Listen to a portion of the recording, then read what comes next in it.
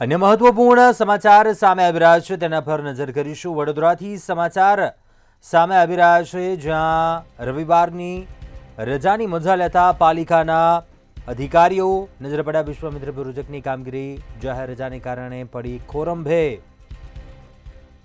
Commissioner બહાર હોવાથી ઇજારદારને મળ્યો ખુલ્લો દોર।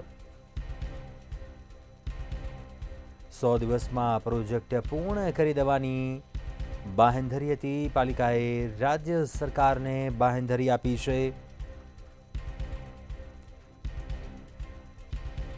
અધૂરી કામગીરી છોડીને ઇજારદાર લાપતા થયો છે।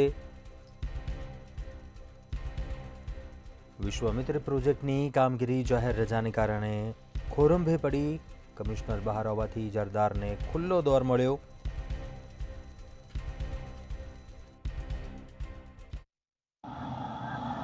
વડોદરા શહેરના નાગરિકોને માનવ સર્જિત પૂરની પરિસ્થિતિનો સામનો કરવો ન પડે તે માટે રાજ્ય સરકારની સહાયથી કરોડો રૂપિયાના ખર્ચે વિશ્વામિત્રીના પ્રોજેક્ટની કામગીરી છેલ્લા કેટલાય સમયથી મહાનગરપાલિકાના સત્તાધીશો અને પદાધિકારીઓ દ્વારા હાથમાં ધરવામાં આવે છે।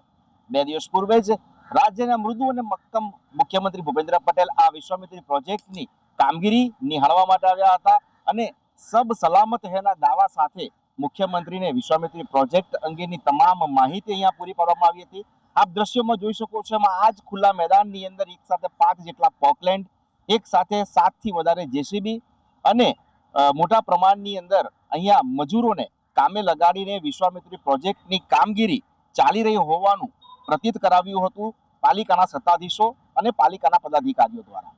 પરંતુ આજે જ્યારે મુખ્યમંત્રી પણ વડોદરા છોડીને ગયા છે, બીજી તરફ નવનિયુક્ત વડોદરા મહાનગરપાલિકાના મ્યુનિસિપલ કમિશનર મહેશ અરુણ બાબુ પણ કોઈ કારણોસર બહાર હોવાથી જાણે અધિકારીઓને અને કોન્ટ્રાક્ટરને છૂટો દોર મળ્યો હોય એમ રવિવારના દિવસે રજાના મૂળમાં હોય એમ સમજીને આ વિસ્તારની અંદર ચાલતી વિશ્વામિત્રી પ્રોજેક્ટની કામગીરી સંપૂર્ણ રીતે બંધ કરવામાં આવી છે। આપ દ્રશ્યમાં જુઓ છો, જે ગંદુ પાણી વિશ્વામિત્રી નદીમાં ઠલવાઈ રહ્યું છે, એ જગ્યા ઉપર મોટા પથ્થરો અને એક પ્રકારની આરસ બનેલી છે। એ આરસને દૂર કરવામાં પાલિકાનું વહીવટી તંત્ર આળસ મળી રહ્યું એમ લાગી રહ્યું છે।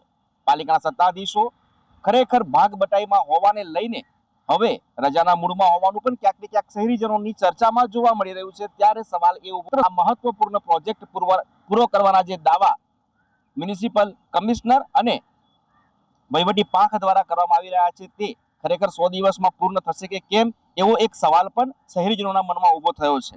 જે રીતે આ આખું કાર્યક્રમ પ્રોજેક્ટનો જે હાથ પર લેવામાં આવ્યો હતો, ખૂબ મહત્વનો કહી શકાય તેવો પ્રોજેક્ટ, કેમ કે હવે નજીકના સમયમાં ચોમાસું આવવાનું છે, ત્યારે વડોદરાના નાગરિકોને પૂરની સ્થિતિનો સામનો ન કરવો પડે તે માટે ખૂબ મહત્વનો કહી શકાય આ પ્રોજેક્ટ હાલ જે ધીમી ગતિએ ચાલી રહ્યો છે તેને લઈને ખરેખર સવાલ ઉભો થાય કે રાજ્ય સરકારમાંથી મળેલા આ તમામ નાણાંનો ખરેખર વ્યય થશે કે પછી તેનો સદુપયોગ થશે। હવે જોવાનું એ રહેશે કે કોર્પોરેશનના સત્તાધીશો આ પ્રોજેક્ટને કેટલી ગંભીરતાથી લઈને કેટલા ત્વરિત સમયમાં આ કામગીરીને પૂર્ણ કરે છે।